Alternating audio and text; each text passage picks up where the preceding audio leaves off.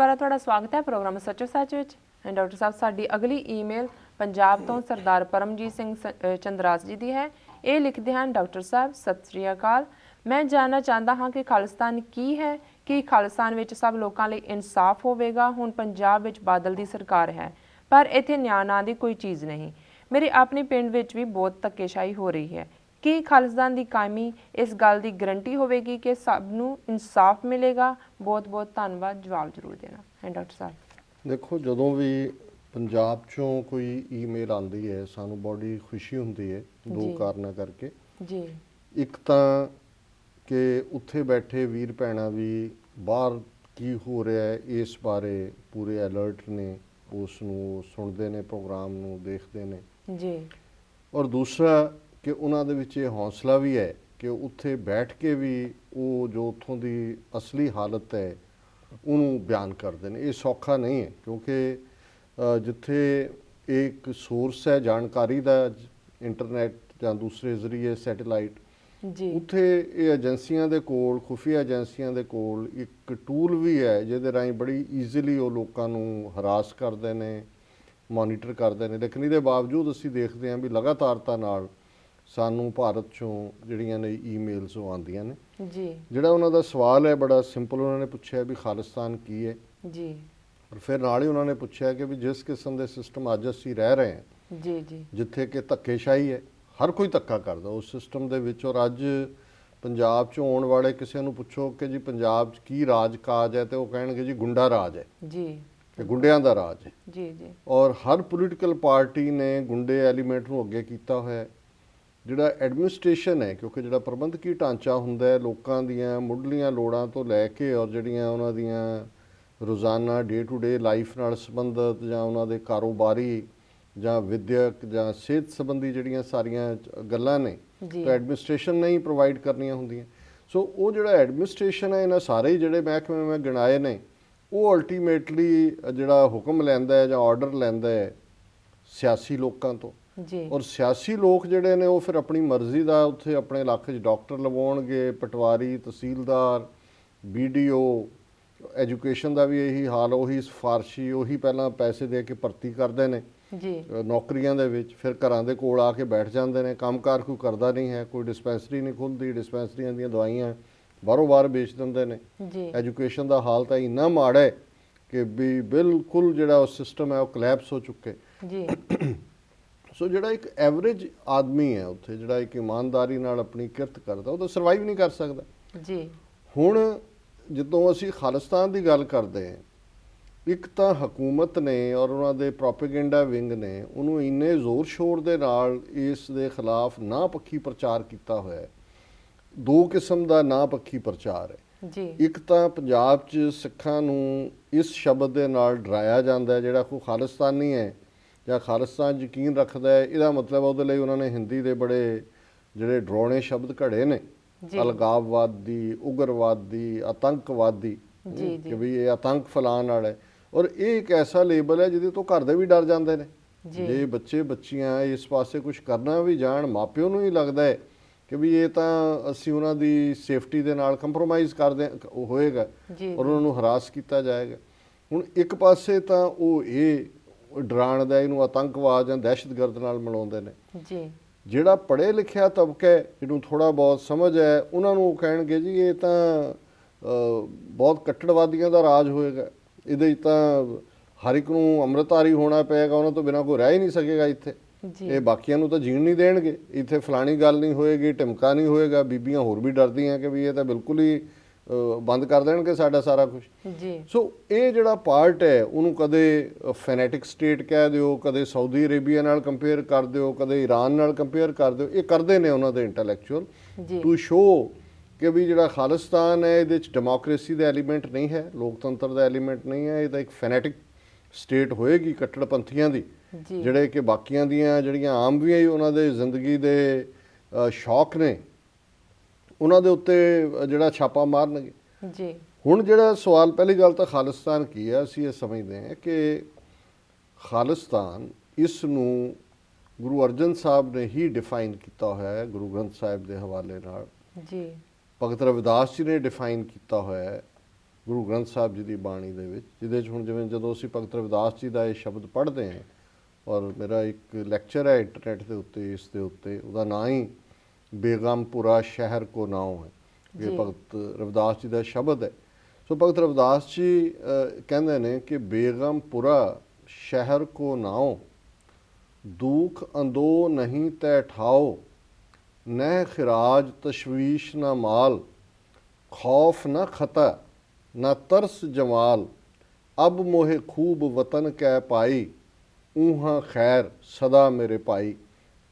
ਹੁਣ ਇਹ ਲੰਬਾ ਸ਼ਬਦ ਹੈ, ਮੈਂ ਬਹੁਤ ਵਕਤ ਨਹੀਂ ਹੈ ਇਸ ਨੂੰ ਐਕਸਪਲੇਨ ਕਰਨ ਦਾ ਜੀ, ਪਰ ਇਹਦਾ ਮੂਲ ਇਹ ਹੈ ਕਿ ਵੀ ਉਹ ਸ਼ਹਿਰ, ਹੁਣ ਇਹਨੂੰ ਅਸੀਂ ਦੇਸ਼ ਦੇ ਕੌਂਟੈਕਸਟ 'ਚ ਵੀ ਲਈਏ ਔਰ ਇਹਨੂੰ ਆਤਮਿਕ ਅਵਸਥਾ ਦੇ ਕੌਂਟੈਕਸਟ 'ਚ ਵੀ, ਪਰ ਜਿਹੜੀ ਚੀਜ਼ ਇਮੇਜਿਨ ਕੀਤੀ ਜਾ ਸਕਦੀ ਹੈ, ਜਿਹਦਾ ਇੱਕ ਸਪਿਰਿਚੁਅਲ ਸਫੀਅਰ ਹੈ, ਜ਼ਾਹਰ ਹੈ ਵੀ ਉਹ ਧਰਤੀ ਦੇ ਉੱਤੇ ਵੀ ਉਸਾਰੀ ਜਾ ਸਕਦੀ ਹੈ ਜੀ, ਕਿ ਇਹ ਬੇਗਮਪੁਰਾ ਸ਼ਹਿਰ ਕੋ ਨਾ ਹੋ, ਵੀ ਅਸੀਂ ਉਸ ਸ਼ਹਿਰ ਦੇ ਵਾਸੀ ਬਣਨਾ ਹੈ ਜਿੱਥੇ ਕੋਈ ਗਮ ਨਹੀਂ ਹੈ, ਬੇਗਮ, ਜੀ, ਜੀ, ਬਿਨਾਂ ਗਮ ਤੋਂ ਹੈ। ਦੁੱਖ ਅੰਦੋ ਨਹੀਂ ਤੈ ਠਾਓ, ਕੋਈ ਅੰਦੇਸਾ ਨਹੀਂ, ਕੋਈ ਸ਼ੱਕ ਨਹੀਂ, ਜੀ, ਕੋਈ ਦੁੱਖ ਨਹੀਂ, ਹਾਂਜੀ। ਉੱਥੇ ਕੋਈ ਤਸ਼ਵੀਸ਼ ਨਹੀਂ ਕਰਦਾ, ਕੋਈ ਇੰਟੈਰੋਗੇਸ਼ਨਾਂ 'ਚ ਨਹੀਂ ਤੁਹਾਨੂੰ ਲਿਜਾਂਦਾ, ਕੋਈ ਖਿਰਾਜ ਨਾ ਮਾਲ, ਕੋਈ ਵਾਧੂ ਟੈਕਸ ਨਹੀਂ ਲੱਗਦੇ, ਖੌਫ ਨਾ ਖਤਾ ਨਾ ਤਰਸ, ਕੋਈ ਖੌਫ ਨਹੀਂ ਹੈ ਕਿਸੇ ਦਾ, ਜੀ, ਕੋਈ ਕਿਸੇ ਤੋਂ ਘਬਰਾਉਣ ਦੀ ਲੋੜ ਨਹੀਂ ਹੈ।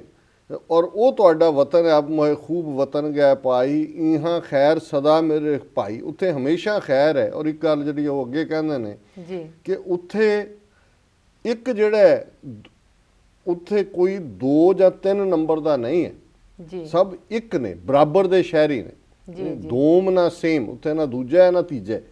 ਸੋ ਇਹ ਜਦੋਂ ਅਸੀਂ ਬਰਾਬਰੀ ਦੀ ਗੱਲ ਕਰਦੇ ਹਾਂ ਕਿਸੇ ਵੀ ਦੇਸ਼ ਦੇ ਸਟਰਕਚਰ 'ਚ, ਜਿੱਥੇ ਉਹਦੇ ਸ਼ਹਿਰੀਆਂ ਨੂੰ ਬਰਾਬਰ ਦੇ ਹੱਕ ਹੋਣ, ਜੀ, ਇਨਸਾਫ ਹੋਏ, ਔਰ ਜਿਹੜੀ ਗੱਲ ਉਹਨਾਂ ਨੇ ਪੁੱਛੀ ਕਿ ਕੀ ਇਨਸਾਫ ਹੋਏਗਾ, ਧੱਕੇਸ਼ਾਹੀ ਤਾਂ ਨਹੀਂ ਹੋਏਗੀ, ਜੀ, ਇਨਸਾਫ ਜਿਹਦੇ ਲਈ ਸ਼ਬਦ ਹੱਕ ਵੀ ਇਸਤੇਮਾਲ ਹੁੰਦਾ ਹੈ, ਜੀ, ਜੀ, ਅਦਲ ਫਾਰਸੀ ਦੇ ਵਿੱਚ ਜਾਂ ਉਰਦੂ ਦੇ ਵਿੱਚ ਹੁੰਦਾ ਹੈ। ਜਿਸ ਸਿਸਟਮ ਦੇ ਵਿੱਚ ਅਦਲ ਨਹੀਂ ਹੈ ਉਹ ਸਿਸਟਮ ਕਦੇ ਸਰਵਾਈਵ ਨਹੀਂ ਕਰਦਾ। ਔਰ ਇਹ ਅਸੀਂ ਦੂਸਰੇ ਮਜ਼ਹਬਾਂ ਦੇ ਹਵਾਲੇ ਨਾਲ ਵੀ ਗੱਲ ਕਰ ਸਕਦੇ ਹਾਂ ਕਿ ਅਲਟੀਮੇਟਲੀ ਅਦਲ ਉਹ ਕਿਸੇ ਸਿਸਟਮ ਦੇ ਸਟੇਬਲ ਹੋਣ ਦੀ ਵੀ ਨਿਸ਼ਾਨੀ ਹੁੰਦੀ। ਜਿਸ ਸਿਸਟਮ ਦੇ ਵਿੱਚ ਅਦਲ ਹੈ, ਇਨਸਾਫ ਹੈ, ਉੱਥੇ ਹੀ ਰੱਬ ਵਸਦਾ ਹੈ।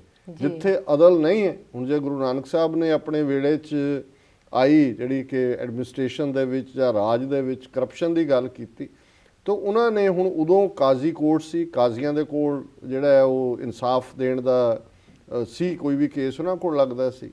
ਸੋ ਉਹਦੇ 'ਚ ਗੁਰੂ ਸਾਹਿਬ ਨੇ ਫਰਮਾਇਆ ਵੀ ਦੇਖੋ ਕਿਸ ਕਦਰ ਕਰਪਸ਼ਨ ਆ ਗਈ ਹੈ ਕਿ ਕਾਜ਼ੀ ਹੋਏ ਰਿਸ਼ਵਤੀ, ਵੱਡੀ ਲੈ ਕੇ ਹੱਕ ਗਵਾਈ। ਜੀ, ਜੀ, ਕਿ ਇਹ ਰਿਸ਼ਵਤ ਖੋਰ ਹੋ ਗਏ ਨੇ ਔਰ ਇਹ ਵੱਡੀ ਲੈਂਦੇ ਨੇ ਤੇ ਜਿਹੜਾ ਹੱਕ ਬਣਦਾ ਉਹਨੂੰ ਨਹੀਂ ਦਿੰਦੇ। ਔਰ ਜਦੋਂ ਜਿਸ ਸਿਸਟਮ ਦੇ ਵਿੱਚ ਅਦਲ ਖਤਮ ਹੋਣਾ ਸ਼ੁਰੂ ਹੋ ਜਾਂਦਾ ਹੈ, ਇਨਸਾਫ ਖਤਮ ਹੋਣਾ ਸ਼ੁਰੂ ਹੋ ਜਾਂਦਾ ਹੈ, ਉਹ ਫਿਰ ਬਹੁਤੀ ਦੇਰ ਸਰਵਾਈਵ ਨਹੀਂ ਕਰਦਾ। ਉਹਦਾ ਕੋਈ ਹੋਰ ਆ ਜਾਏ ਉਹਨਾਂ ਨੂੰ ਥੱਲੇ ਸੁੱਟ। ਜਿੱਥੇ ਅਦਲ ਹੈ ਉਹਨਾਂ ਲੋਕਾਂ ਦੇ ਵਿੱਚ ਆਪਸੀ ਪਿਆਰ ਵੀ ਹੋਏਗਾ, ਉਹ ਨੇਸ਼ਨ ਦੀ ਹਿਫਾਜ਼ਤ ਵੀ ਕਰਨਗੇ, ਉਹ ਸਟੇਟ ਮਹਿਫੂਜ਼ ਵੀ ਹੋਏਗੀ, ਸੁਰੱਖਿਅਤ ਵੀ ਹੋਏਗੀ। ਸੋ ਮੈਂ ਇਹ ਸਮਝਦਾ ਹਾਂ ਕਿ ਵੀ ਜੇ ਅਸੀਂ ਖਾਲਿਸਤਾਨ ਦੇ ਵਿੱਚ ਅਦਲ ਨਾ ਦੇ ਸਕੇ, ਔਰ ਜਿਵੇਂ ਮੈਂ ਗੁਰੂ ਅਰਜਨ ਸਾਹਿਬ ਦੀ ਡਿਫਾਈਨ ਕਰਨ ਦੀ ਗੱਲ ਕੀਤੀ ਹੈ ਭਗਤ ਰਵਿਦਾਸ ਜੀ ਤੋਂ ਬਾਅਦ, ਜਿਹੜਾ ਖਾਲਿਸਤਾਨ ਨੂੰ ਜਦੋਂ ਮੈਂ ਡਿਫਾਈਨ ਕਰਦਾ ਤੇ ਗੁਰੂ ਅਰਜਨ ਸਾਹਿਬ ਦਾ ਇਹ ਸ਼ਬਦ ਮੈਂ ਕੋਟ ਕਰਦਾ ਕਿ ਹੁਣ ਹੁਕਮ ਹੋਆ ਮਿਹਰਬਾਨ ਦਾ, ਪੈ ਕੋਏ ਨ ਕਿਸੈ ਰਿੰਝਾਣ ਦਾ, ਸਭੇ ਸੁਖਾਲੀ ਉਠਿਆ, ਇਹ ਹੋਆ ਹਲੀਮੀ ਰਾਜ ਜਿਉ।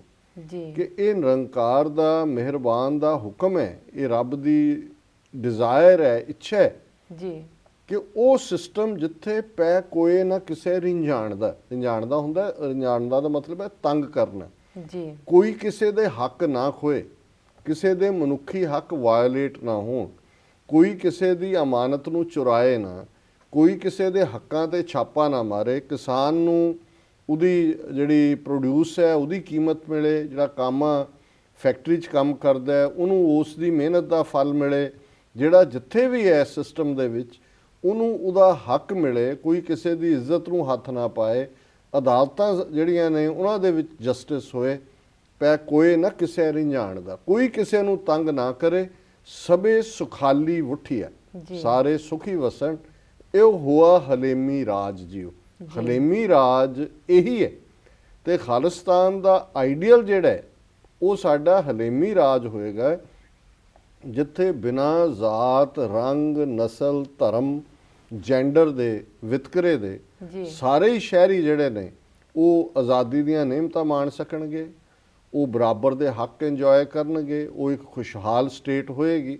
ਉਹ ਥਰਡ ਵਰਲਡ ਕੰਟਰੀ ਨਹੀਂ ਹੋਏਗੀ, ਜਿਵੇਂ ਕੱਲ ਜ਼ਿਕਰ ਕੀਤਾ ਸੀ ਕਿ 40% ਦੁਨੀਆ ਭਰ ਦੇ ਜਿਹੜੇ ਭੁੱਖੇ ਲੋਕ ਨੇ ਉਹ ਭਾਰਤ ਦੇ ਵਿੱਚ ਰਹਿੰਦੇ ਨੇ। ਜੀ ਜੀ ਉਹ ਸਾਡੀ ਬਣਨ ਦੇ 10 ਸਾਲ ਦੇ ਵਿੱਚ ਫਸਟ ਵਰਲਡ ਕੰਟਰੀ ਹੋਏਗੀ, ਇੱਕ ਰੋਲ ਮਾਡਲ ਕੰਟਰੀ ਹੋਏਗੀ। ਔਰ ਗੁਰੂ ਕੇ ਸਿੱਖਾਂ ਨੂੰ ਗੁਰੂ ਨੇ ਵਡਿਆਈ ਦਿੱਤੀ ਹੋਈ ਹੈ, ਉਹਨਾਂ ਦੇ ਵਿੱਚ ਕਿਰਤ ਹੈ।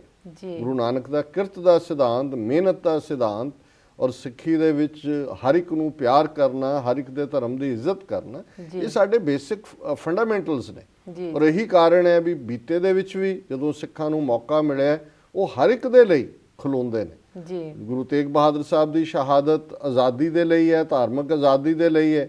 ਜੇ ਅੱਜ ਬਾਬਰੀ ਮਸਜਿਦ ਨੂੰ ਤੋੜਿਆ ਗਿਆ ਤਾਂ ਸਭ ਤੋਂ ਪਹਿਲਾਂ ਅਸੀਂ ਬਾਹਰ ਪ੍ਰੋਟੈਸਟ ਕਰ ਰਹੇ ਸੀ ਕਿ ਭਾਈ ਇਹ ਕਿਸੇ ਦਾ ਜਿਹੜਾ ਮਜ਼ਹਬੀ ਥਾਂ ਹੈ ਉਸ ਦੇ ਉੱਤੇ ਹਮਲਾ ਕਰਨਾ, ਉਹਨੂੰ ਡੇਗਣਾ, ਇਹ ਜਿਹੜਾ ਇਹ ਕੋਈ ਵੀ ਧਰਮ ਦੀ ਆਗਿਆ ਨਹੀਂ ਦਿੰਦਾ। ਸੋ ਅਸੀਂ ਸਮਝਦੇ ਹਾਂ ਕਿ ਇਹ ਬਿਲਕੁਲ ਪਰਮਜੀਤ ਸਿੰਘ ਜੀ ਇਸ ਪੱਖੋਂ ਜਿਹੜਾ ਹੈ, ਮੈਂ ਸਮਝਦਾ ਹਾਂ ਵੀ ਉਹਨਾਂ ਨੂੰ ਇਸ ਗੱਲ ਦਾ ਭਰੋਸਾ ਹੋਣਾ ਚਾਹੀਦਾ ਹੈ ਕਿ ਸਿੱਖੀ ਸਿਧਾਂਤਾਂ ਤੇ ਆਧਾਰਿਤ ਇਸ ਕਿਸਮ ਦਾ ਜਿਹੜਾ ਦੇਸ਼ ਹੈ ਜੀ ਉਹ ਸਭ ਦੇ ਲਈ ਇਨਸਾਫ ਦੇਗਾ, ਸਭ ਨੂੰ ਖੁਸ਼ਹਾਲੀ ਦੇਗਾ, ਜੀ ਜਿਸ ਨੂੰ ਪਰਸੂਟ ਆਫ ਹੈਪੀਨੈਸ ਕਹਿੰਦੇ ਨੇ ਅਮਰੀਕਨ ਸਿਸਟਮ ਦੇ ਵਿੱਚ, ਇਹ ਉਹਦਾ ਆਧਾਰ ਹੋਏਗਾ। ਜੀ ਡਾਕਟਰ ਸਾਹਿਬ, ਹੁਣ ਜਾਣੇ ਇੱਕ ਛੋਟੇ ਬ੍ਰੇਕ ਤੇ ਵੀਅਰ ਸਾਡੇ ਨਾਲ ਇਸ ਤਰ੍ਹਾਂ ਹੀ ਜੁੜੇ ਰਹੋ, ਮਿਲਦੇ ਆ ਆਫਟਰ ਅ ਸ਼ਾਰਟ ਬ੍ਰੇਕ।